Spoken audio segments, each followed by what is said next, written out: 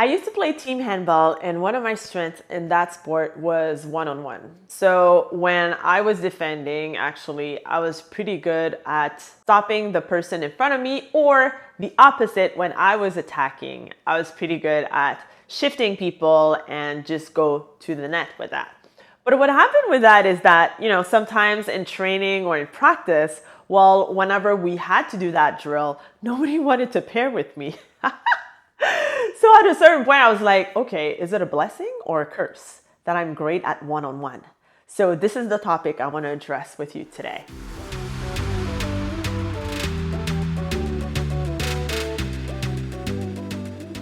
Hi, High Achiever. I'm Fabienne Raphaël, business coach, and I help you monetize your knowledge so you can fire your boss. And today I want to address the topic of being a high achiever. Is it a blessing or it's a curse? Okay, so I'll let you know why being a high achiever is a blessing for you. So if you're in that situation, I'm sure that you are, because I keep saying that I work with high achievers.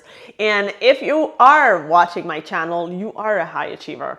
So to me, a high achiever is someone who aims for more, someone who doesn't settle for less. Okay, so it's someone that, when you get something, you are happy, but you're already thinking about what you could get that is more than what you just got, right? High achievers, they are not afraid to put on the work. They practice, they want to make it perfect. Actually, they have great work ethics. So they don't care if anything goes wrong. They keep going forward anyways because that's their attitude. They know that challenges and setbacks are part of the journey, but they're willing to take that chance to keep going and surround themselves with the right people in order to help them go faster with it. It's never rare that high achievers do business with coaches in any aspect of their lives because they are they are aware that when they surround themselves with some experts or some people that are greater than them in certain aspects of their lives, well, of course, the results will come faster with that. So for all these reasons, being a high achiever is a blessing.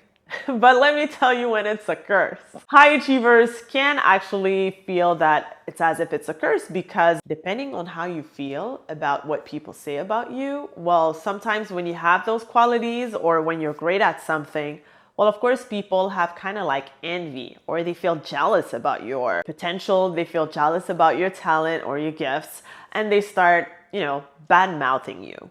And that could hurt you, right? So for you, you might see it as a curse, but then again, depends who you surround yourself with. You shouldn't care if someone says something like that because obviously they are not on the high achiever side, okay?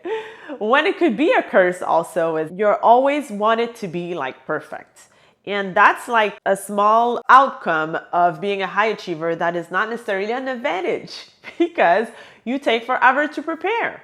And especially if I'm talking about building your coaching business, well, high achievers have a tendency to want to do more, learn more, be more, and all that stuff.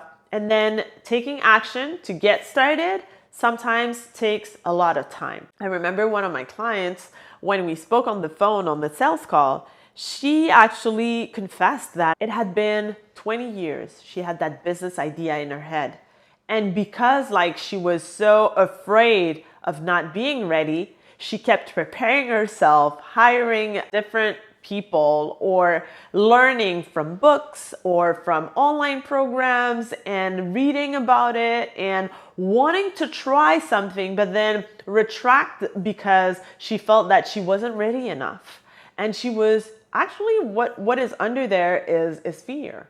Fear of failure, fear of, what would people say, fear of so many things because it's the unknown. So being a perfectionist actually also makes you tend to not celebrate your wins because when you have a win, then you feel that, you could get higher than what you just got.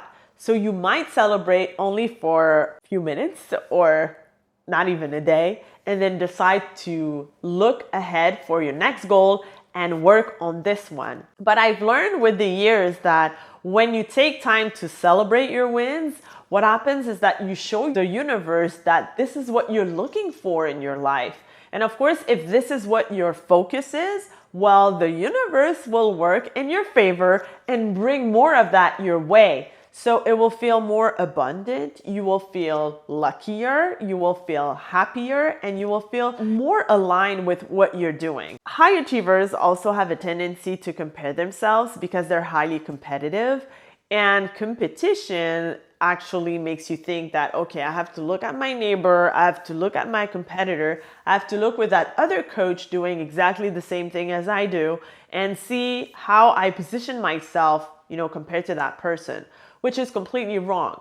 Competition should be just, towards yourself, especially in business, because again, you are not attracting the same people as your neighbor is attracting because you guys don't have the same personality. So I'm teaching you a lot about building your coaching business here, and I'm showing you my personality. I'm showing you how I work with my clients, and I give you examples, share stories of my life, but that's proprietary to me. Oh, I don't even know if that's a English word, but hey, that's just unique to me because I'm Fabienne and there's no other Fabienne exactly like me. So whenever you have to evaluate yourself, well, evaluate yourself with the person that you were yesterday.